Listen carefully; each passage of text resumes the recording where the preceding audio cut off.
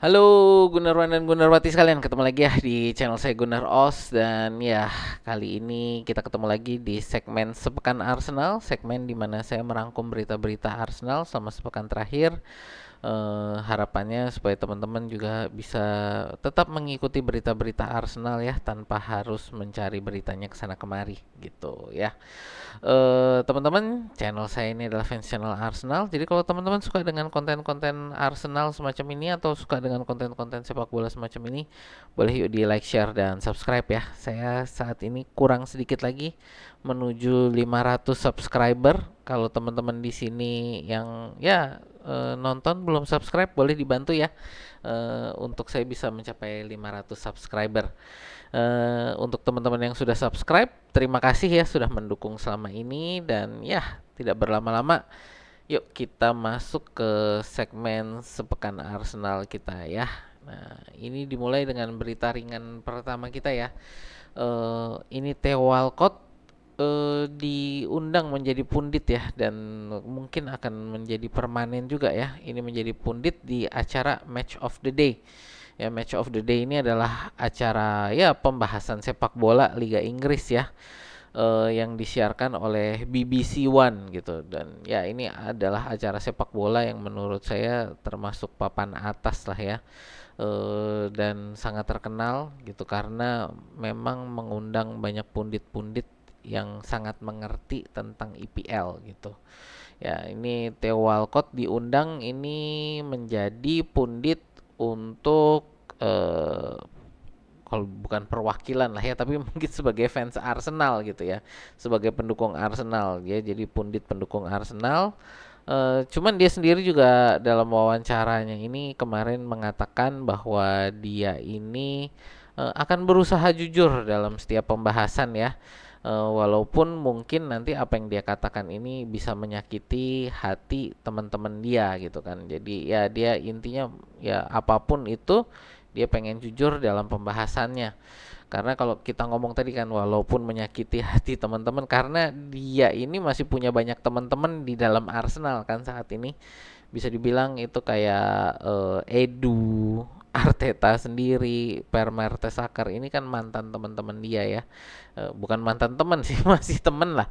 Cuman maksudnya mantan rekan setim gitu, sorry, mantan rekan setim dia kan ini. Jadi ya, kalau dari saya ya sebagai pundit ya memang harus begitu ya. Jadi harus jujur dalam pembahasan sehingga omongan dia ini ya bisa dipegang dan sebagai pundit bisa dipercaya lah, minimal konsisten gitu kan dengan kritikan dan saran yang dia katakan sehingga fans juga eh, apa ya bisa melihat sudut pandangnya ini benar-benar sesuai dengan apa yang ingin disampaikan gitu ya. Ya, buat saya semoga sukses juga lah ya ini bagi Theo Walcott dalam karir barunya sebagai pundit gitu ya. Oke, next kita masuk ini ke salah satu berita utama kita ya. Ini adalah Mikel Arteta yang kontraknya baru saja diperpanjang ya ini oleh Arsenal sampai dengan nanti tahun 2027. Jadi ini kontrak 3 tahun. Untuk gajinya dikabarkan akan semakin mendekati Pep Guardiola ya, yang sebagai salah satu, bukan salah satu, sebagai manajer dengan gaji tertinggi gitu kan di IPL.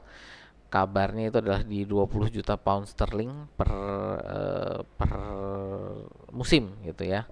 Arteta itu sebenarnya kalau saya nggak salah terakhir itu ada di kisaran 12-an deh. Ya, jadi kita lihat belum ada pemberitaan yang lebih detail sih dengan ini, cuman banyak yang bilang bahwa Arteta ini menjadi salah satu manajer dengan gaji tertinggi di IPL gitu. Dan kabarnya ya dengan ini ya, pembaruan kontrak ini kabarnya semakin dekat itu dengan angka 20 juta pound sterling per musim gitu. Ya, kalau kita lihat sendiri Arsenal di bawah Arteta ini juga perkembangannya sangat bagus ya. Dalam 5 musim ini sudah bisa di 2 musim terakhir ini menjadi title contender gitu kan, jadi pesaing juara IPL gitu, yang dimana sebelumnya untuk tembus Champions League aja susah gitu ya. Dan juga bagaimana perkembangan tim, perkembangan taktik, perkembangan strategi, lalu juga filosofi, bukan hanya filosofi permainan ya, tapi juga filosofi perekrutan pemain, penjualan pemain ini semua dikembangkan di era Arteta ini ya. Walaupun ini bukan hanya peran Arteta seorang diri tentu ya, di sini kita juga melihat peran Edu yang sangat luar biasa, lalu juga dari Josh Kroenke dan keluarganya ya, yang juga mendukung gitu. Jadi ya memang ini menurut saya dalam era Arteta ini, Arsenal ini semakin sesuai lah dengan motonya ya, Victoria Concordia Crescit, kemenangan melalui keharmonisan. Jadi ini juga sesuatu yang saya lihat selalu ingin dibangun oleh Arteta, ini adalah keharmonisan, bukan hanya pemain gitu ya, tapi juga dengan semua staff gitu. Ya buat saya ini satu langkah yang bagus ya dari Arsenal untuk memperpanjang Arteta. Semoga sih musim ini kita juga bisa segera meraih trofi yang besar lah ya. Trofi besar ini ya maksud saya adalah UCL atau sorry ya, pertama Premier League-nya dulu, sorry. Premier League atau UCL gitu ya. Ya, kita doakan lah ini semoga sukses selalu ya ini Arteta di Arsenal, dan bisa segera mempersembahkan kepada kita fans ini ya piala besar gitu ya. Oke, next berita selanjutnya ini kita mau ngomong, nah ini ya untuk North London Derby besok gitu. Ya hari Minggu ini nanti Arsenal tidak dibolehkan memakai jersey utama ya. Jadi yang merah putih itu kita nggak boleh pakai. Jadi kita harus pakai jersey away. Jadi jersey yang hitam ini. Padahal selama ini kita North London Derby walaupun bertamu ke ini ya, bertamu ke White Hart Lane, itu biasanya selalu boleh memakai jersey utama kita ya, yang merah putih ini. Ya, cuman musim ini tidak diperkenankan oleh PGMOL. Alasannya adalah karena seragam kita yang utama itu yang merah putih itu terlalu banyak aksen putihnya. Jadi aksen putihnya ini terlalu banyak, dinilai terlalu banyak oleh PGMOL, sehingga mereka tidak memperbolehkan Arsenal besok memakai jersey utama itu. Jadi harus memakai jersey away yang hitam ini supaya memang benar-benar membedakan warna kaos ya, warna jersey dari kedua tim gitu. Jadi karena kan jersinya jersinya Tottenham itu kan memang putih ya, dominan warna putih gitu. Nah ini, jadi ini penjelasannya kenapa yang selama ini kita biasanya boleh pakai jersey utama walaupun bertamu ke White Hart Lane, musim ini tidak diperbolehkan. Tadi sekali lagi alasannya karena jersey utama kita terlalu banyak aksen putihnya gitu ya.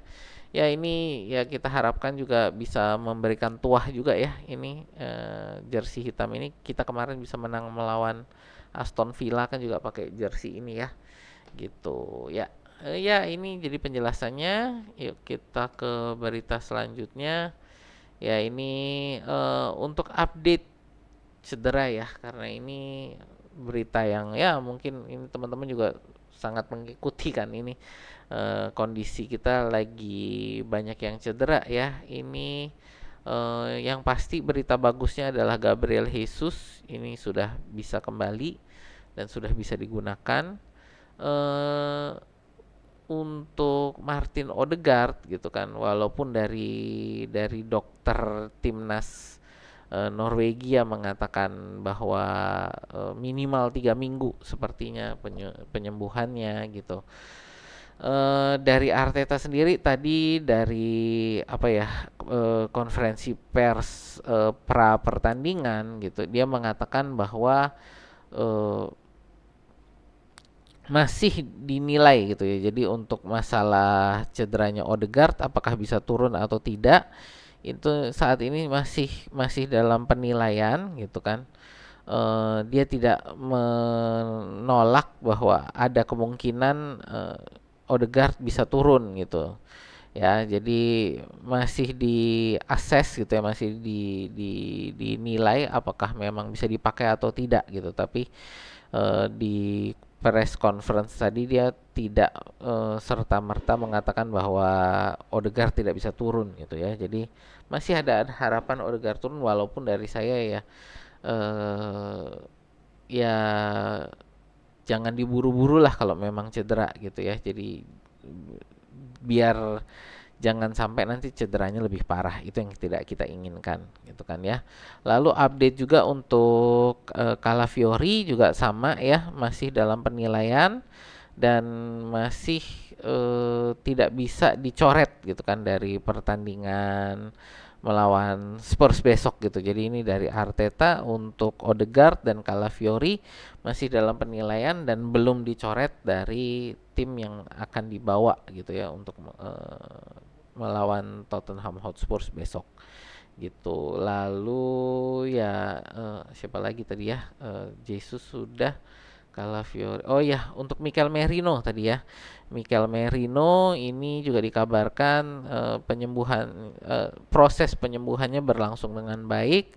Ya, Merino sendiri juga perkembangannya bagus, tapi Arteta tadi masih belum bisa mengatakan gitu kan akan kembali kapan gitu, karena ini masalah cedera ini ya memang dari beberapa pihak di dalam tim ya yang ini dari tim medis, tim kepelatihan gitu kan, yang ini melihat apakah perkembangannya bagaimana gitu. Jadi ya itu tadi untuk Mikel Merino ya, perkembangannya dikabarkan bagus gitu dan diharapkan bisa segera kembali gitu ya. Ya, itu sih update cedera Arsenal ya untuk pertandingan besok.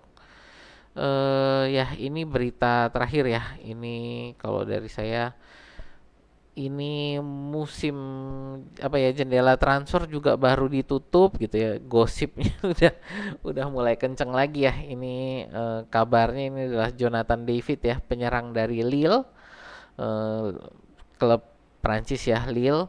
Ini sedang dihubungkan dengan Arsenal. Sebenarnya bukan hanya Arsenal ya, Manchester United, Chelsea, PSG gitu ya. Lalu juga Barcelona ini sedang memantau kondisi Jonathan David ya. Juventus juga tadi, sorry, Juventus juga dikabarkan tertarik untuk mendatangkan Jonathan David. Kenapa nih kok tiba-tiba banyak rebutan untuk Jonathan David? Karena musim depan mungkin bisa didapatkan dengan gratis, gretongan ya. Ini Jonathan David ini apa, kontraknya akan habis musim depan ya. Jadi di tahun 2025 Juni, Juni lah, Juni 2025 kontraknya akan habis. Dan kalau sampai dengan Januari nanti tidak terjadi kesepakatan penandatanganan kontrak baru, maka klub-klub bisa secara legal, secara resmi bisa mendatangi pemain tersebut untuk melakukan negosiasi gaji gitu, tanpa harus minta izin kepada Lille sebagai pemilik, sebagai klub pemilik gitu. Jadi ya ini makanya banyak yang melirik, satu karena geretongan dan kedua karena memang mainnya bagus gitu ya.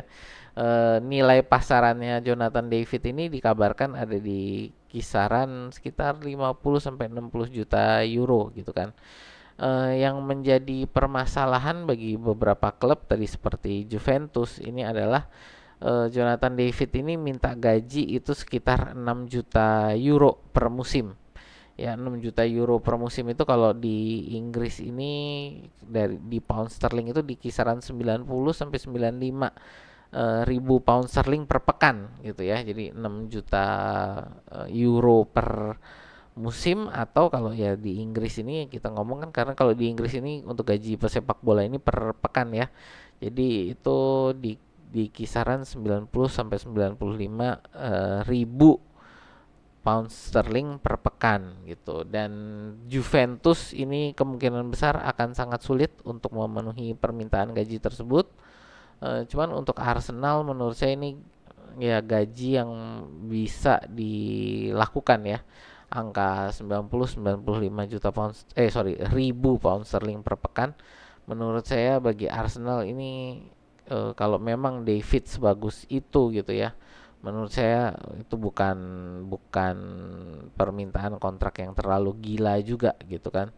Jadi ya secara profil juga menurut saya dia masuk ya di profil pemain yang dicari gitu kan oleh Arteta dan Edu gitu ya. Menurut saya dia cukup sesuai dengan kriteria-kriteria yang kita inginkan ya. Usianya masih muda, tahun depan baru dia ulang tahun 25, jadi baru akan masuk ke masa puncaknya ya sebagai seorang pesepak bola. Gaji tadi nggak terlalu mahal dan bisa dapat gratisan ini yang menurut saya masuklah di apa ya, di profilnya Arsenal gitu. Usia muda, harga nggak mahal, ya itu kan pemain-pemain yang dicari Arsenal gitu. Dan dengan hengkangnya Cido Obi Martin, menurut saya juga Arteta jadi tidak perlu terlalu khawatir pada saat merekrut striker atau pemain penyerang yang usianya muda gitu ya. Itu apa ya? Jadi tidak akan menyakiti hati pemain akademi gitulah ya, bisa dibilang gitu. Karena kita salah satu alasan saya bilang bahwa di akhir musim kemarin ya, bukan di awal musim, tapi di akhir musim kemarin saya berani bilang bahwa Arsenal tidak mencari central forward, itu salah satu alasannya adalah memang ini disiapkan untuk Cido Obi Martin gitu. Jadi eh, supaya dia punya tempat untuk bisa masuk ke dalam tim utama kalau sudah saatnya gitu. Tapi ya sayangnya ternyata dia tidak sabar gitu kan, dan saat ini sudah menjadi pemain Manchester United. Ya sudahlah gitu ya. Ya itu aja sih teman-teman untuk berita kita pekan ini ya. Jadi memang nggak banyak beritanya karena karena maksud saya adalah berita untuk Arsenal ya, karena kemarin ini kita adalah pekan internasional gitu ya. Jadi ya tidak ada terlalu banyak lah berita untuk Arsenal untuk pekan ini. Ya kita lihat nanti untuk minggu depan bagaimana. Ya itu aja sih teman-teman. Terima kasih ya yang sudah menonton. Sampai jumpa di video kita berikutnya.